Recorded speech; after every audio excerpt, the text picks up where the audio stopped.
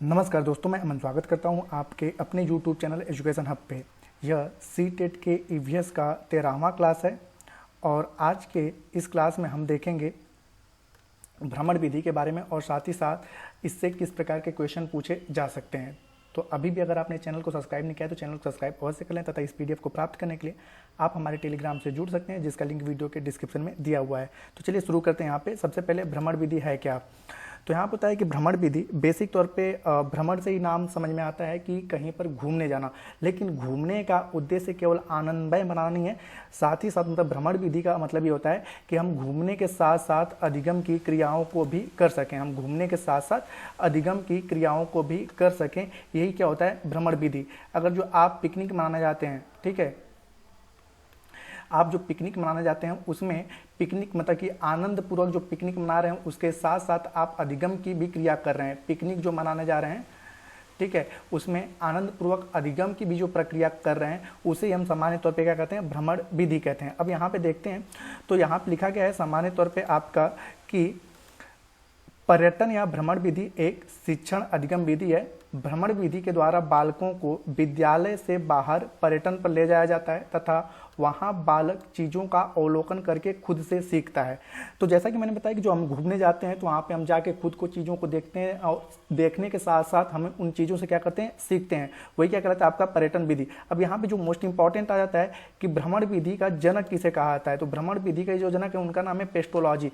तो ये अपने आप में इंपॉर्टेंट हो जाता है, ठीक है, फैक्चुअल तौर पे ये अपने आप में फैक्चुअल तौर पे इंपॉर्टेंट है कि भ्रमण विधि के जनक कौन है। तो पेस्टोलॉजी ने, इन्होंने ही भ्रमण विधि के बारे में बेसिक तौर पे बनाया था। और साथ ही साथ ईवीएस अगर आप पढ़ रहे हैं, ठीक है, ईवीएस में सभी अधिगम की विधियों में सबसे इंपॉर्टेंट क्या है, आपका भ्रमण विधि है। अगर आपके 4 ऑप्शन दे दिए और कोई ऐसा ऑप्शन लग रहा है अधिगम के लिए पूछा है तो आपसे अगर पूछ दिया कि निम्न में से सबसे अच्छा ऑप्शन कौन सा है, तो आपके अधिगम के लिए, ईवीएस में अधिगम के लिए सबसे अच्छा क्या होगा, आपका भ्रमण विधि ही होगा।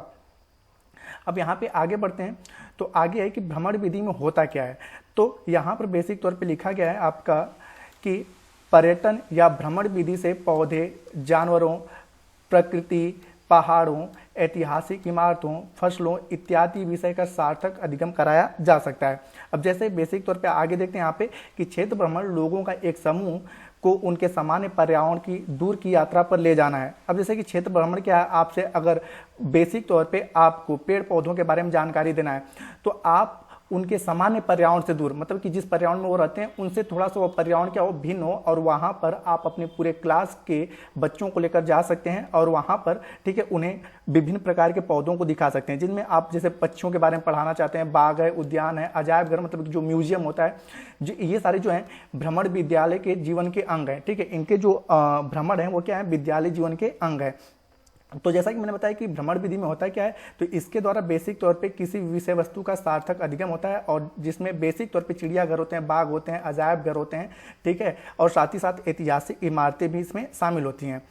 अब यहाँ पे एक उदाहरण के तौर पे इसे समझने की हम कोशिश करते हैं। जैसे कि कोई बालक को कक्षा में उसके शिक्षक या बताते हैं कि हाथी बहुत बड़ा जानवर होता है, ठीक है, तो वो क्या होगा कि वह चीज़ों का मतलब अमूर्त रूप से चिंतन करे, क्योंकि वो हाथी को देखा नहीं है, और उसके जो होते हैं कि उसके 4 मोटे मोटे पैर होते हैं, एक बड़ा सा सूंड होता है। उसके बाद आगे वो बताएंगे कि हाथी के पास 2 बड़े बड़े कान होते हैं। तो वहाँ पर बेसिक तौर पे बालक क्या करेगा कि यह बात तो सुनता है और साथ ही साथ उसे वो क्या कर लेता है, रट लेता है, ठीक है। वह चीज़ों को सुनता है लेकिन उसे वह क्या करता है, रट लेता है कि जो कुछ दिनों बाद, ठीक है, मतलब कि जो रटी हुई चीज़ें होती है उसे बालक क्या होता है, भूल जाता है। और उन्हीं चीज़ों को अगर बालक को हम प्रत्यक्ष रूप से हाथी दिखाकर बताएं तो बालक शायद वह हमेशा के लिए चीज़ों को याद कर ले। जैसे कि मैंने आपको यहाँ पे एग्जाम्पल किसी भी चीज़ का ले सकते हो, जैसे कि आपको बार बार रटना पड़ रहा है कि ताजमहल कहाँ पर है, ताजमहल कहाँ पर है, तो इसको रटना है। लेकिन अगर एक बार हम आपको ताजमहल ले जाकर घुमा दें तो शायद आप कभी भी उसको भूल नहीं पाओगे। उसी प्रकार से अगर किसी भी जानवर या पौधों के बारे में हम उसे बता रहे हैं और बताने के साथ साथ उसे हमने उस पौधों के बारे में अच्छे से दिखा दिया तो शायद वह बच्चा उसके बारे में भूल नहीं सकता है। अब जैसे यहाँ पे आगे देखते हैं तो यहाँ पे बेसिक तौर पर लिखा है कि इस प्रकार से भ्रमण विधि क्या है, एक उपयोगी शिक्षण विधि है। इस प्रकार से भ्रमण विधि हम कह सकते हैं कि एक उपयोगी शिक्षण विधि है। अब आगे क्या है कि क्षेत्र भ्रमण का उद्देश्य क्या हो सकता है या भ्रमण विधि का उद्देश्य क्या होता है, तो इसमें भी एक उदाहरण तौर पे, जैसे वहाँ पे मैंने जानवर का उदाहरण लिया, यहाँ पे एक पौधे का उदाहरण लेते हैं। तो यहाँ पे पौधे के अध्ययन के लिए क्षेत्र भ्रमण क्या है उसको देखने की कोशिश करते हैं। तो इसका मुख्य उद्देश्य क्या होगा कि क्षेत्र भ्रमण के बाद, जैसे आपने बेसिक तौर पे आप अपने सामने दो बच्चे को ले लें, एक बच्चा जो कि क्षेत्र भ्रमण करने नहीं गया है और एक बच्चा जो क्षेत्र भ्रमण करने गया है, तो उसमें दोनों में अंतर क्या होगा। तो हम बेसिक तौर पे ये देख पाएंगे क्षेत्र भ्रमण के बाद बच्चा, ठीक है, क्या करेगा, कुछ पौधों को उनके नाम से पहचान पाएगा। जैसे उसके सामने मैंने नीम, अमरूद या आम कहा तो वह नाम से ही पहचान, अच्छा ये नीम था, ये अमरूद था, इस प्रकार से। साथ ही साथ दूसरा है कि उनके बाहरी लक्षणों को देखकर उनमें भेद भी बता पाएगा। अगला आपका है कि उनके आकार के आधार पर उन्हें वर्गीकृत कर पाएगा तथा उनकी भी भिन्नताओं को समझ पाएगा और साथ ही साथ उनके रूप, आकार तथा पत्तों के डिजाइन में अंतर भी वह क्या करेगा, देख पाएगा। तो ये बेसिक तौर पे कौशल हो पाएंगे। जैसे कि अब वहाँ पे केवल पौधा नहीं है, आप अगर जानवरों को भी घुमाने ले जाओगे तो वह क्या करेगा कि जानवरों को उनके नाम से भी पहचान पाएगा, ठीक है, उनके बाहरी लक्षणों को देखकर उनमें भेद भी स्पष्ट कर पाएगा। साथ ही साथ उनके आकार के आधार पर उन्हें वर्गीकृत कर सकता है और साथ ही साथ वह यह भी देख सकता है कि उनके मतलब कि शरीर पर जो बाल के पैटर्न है वह क्यों पाए जाते हैं। तो ये किसी भी चीज़ों का मतलब कि किसी चीज़ का अगर आपने भ्रमण करा दिया तो उस भ्रमण के बाद बच्चों के अंदर इस प्रकार के कौशल का विकास हो जाएगा। आगे अब देखते हैं कि क्षेत्र भ्रमण के चरण कौन कौन से हैं। तो बेसिक तौर पे क्षेत्र भ्रमण के चरण में पहला आता है कि भ्रमण हेतु उद्देश्य का निर्धारण करना। उद्देश्य क्या है, तो उद्देश्य आपके पास ये पता होना चाहिए कि आप किस चीज़ का क्षेत्र भ्रमण कराना चाहते हैं, मतलब कि किसके बारे में जानकारी देना चाहते हैं। आप पेड़ पौधों के बारे में जानकारी देना चाहते हैं तो आप उन्हें उद्यान लेकर जाइए, ठीक है। विभिन्न प्रकार के पशु पक्षियों की जानकारी देना चाहते हैं तो आप चिड़ियाघर लेकर जाइए, ठीक है। तो यहाँ पे कहने का उद्देश्य है कि आपका, ठीक है, बेसिक तौर पे एक उद्देश्य निर्धारित होना चाहिए कि आप किस उद्देश्य से लेकर जाना चाहते हैं। आगे आपका है कि कार्यक्रम की योजना बनाना। कार्यक्रम की योजना बनाने का मतलब कि आप जैसे कि आप सपोज दैट चिड़ियाघर लेकर जा रहे हैं तो चिड़ियाघर ले जाने का आपका योजना क्या होगा, किन किन चीज़ों के बारे में वहाँ पे बताना है, इस प्रकार का एक योजना बनाना होगा। साथ ही साथ वहाँ पे क्या होगा कि बच्चों को संक्षेप में बताना। संक्षेप में बताने का मतलब कि वहाँ पर ले जाने से पहले, जैसे हमने बता दिया कल हमें बच्चों को चिड़ियाघर लेकर जाना है, तो आज उन्हें हम ये बताएंगे कि हम, ठीक है, चिड़ियाघर कल आपको लेकर जाएंगे और वहाँ पे इस प्रकार की पक्षियाँ हमें दिखेंगी। तो एक मोटी मोटी जानकारी वहाँ पर ले जाने से पहले ही हम बच्चों को दे देंगे कि वहाँ पर जाने के बाद बच्चे उन चीज़ों को सोचकर और एक दूसरे से रिकॉल करके और रिलेट कर पाएँ। और साथ ही साथ अगला आपका होता है कि भ्रमण के बाद। तो भ्रमण के बाद क्या होगा कि जैसे ही मतलब कि क्षेत्र भ्रमण पूरा होगा तो वहीं पर हम सभी बच्चों को एक साथ कलेक्ट करेंगे और कलेक्ट करने के बाद उनसे हम पूछेंगे कि आपने किन किन चीज़ों को सीखा।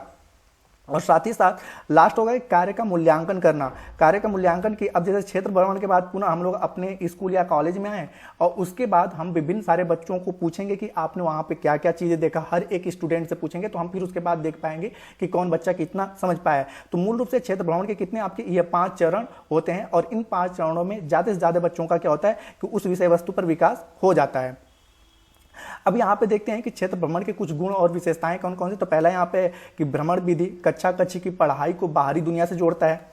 दूसरा कह रहा है कि पर्यटन या भ्रमण विधि एक रोचक विधि है। बेसिक तौर पे क्या होगा कि इसमें बच्चे निरस नहीं होंगे, बोरियत उनको फील नहीं होता है। तीसरा है कि इस विधि द्वारा बालक प्रत्यक्ष रूप से चीज़ों को सीखता है, क्योंकि हम खुद चिड़ियाघर लेकर जा रहे हैं तो वहाँ पर बालक क्या है, उन प्रकार के पशु पक्षियों को स्वयं देख रहा है, तो चीज़ों को प्रत्यक्ष रूप से देख रहा है तो लंबे समय तक याद रहेगा।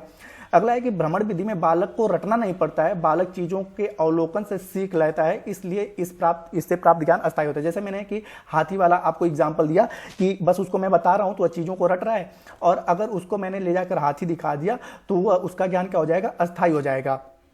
साथ ही साथ भ्रमण विधि जो है शिक्षक केंद्रित नहीं है, शिक्षक केंद्रित नहीं है, क्या है, बाल केंद्रित है। और एनसीएफ 2005 क्या कहता है कि बेसिक तौर पे एनसीएफ 2005 बाल केंद्रित ही बनाया गया है, तो यह क्या है, आपका बाल केंद्रित एक शिक्षण विधि है। आगे आपका है कि इस विधि में छात्र हमेशा सक्रिय रहते हैं। जैसे कि हम उन्हें घुमाने के लिए लेकर गए तो बेसिक तौर पर हमेशा छात्र उसमें क्या रहेंगे, सक्रिय रहेंगे। और आगे की भ्रमण विधि द्वारा बालक विषय वस्तु का अवलोकन करते हैं तथा विषय वस्तु के बारे में सहपाठियों तथा शिक्षकों से चर्चा करते हैं। अब जैसे कि हम उन्हें चिड़ियाघर लेकर गए तो जो चीज़ें उन्हें समझ में नहीं आई तो सबसे पहले वो क्या करेंगे, अपने सहपाठियों से चर्चा करेंगे। अब जब सहपाठी भी नहीं बता पाएंगे तो वहाँ पर उनके साथ शिक्षक रहते हैं और शिक्षक उनके बारे में अच्छी जानकारी उनको देते हैं। और इस विधि में बच्चों में अवलोकन, कल्पना, तर्क, टिप्पणी एवं निरीक्षण जैसे क्षमताओं का क्या होता है, विकास होता है।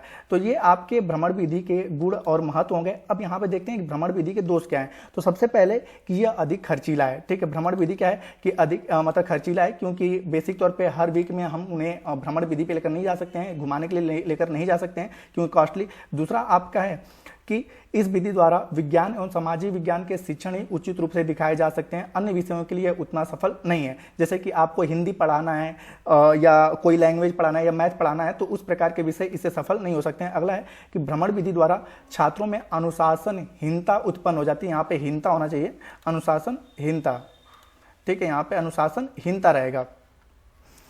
अगले की अगर बात करें तो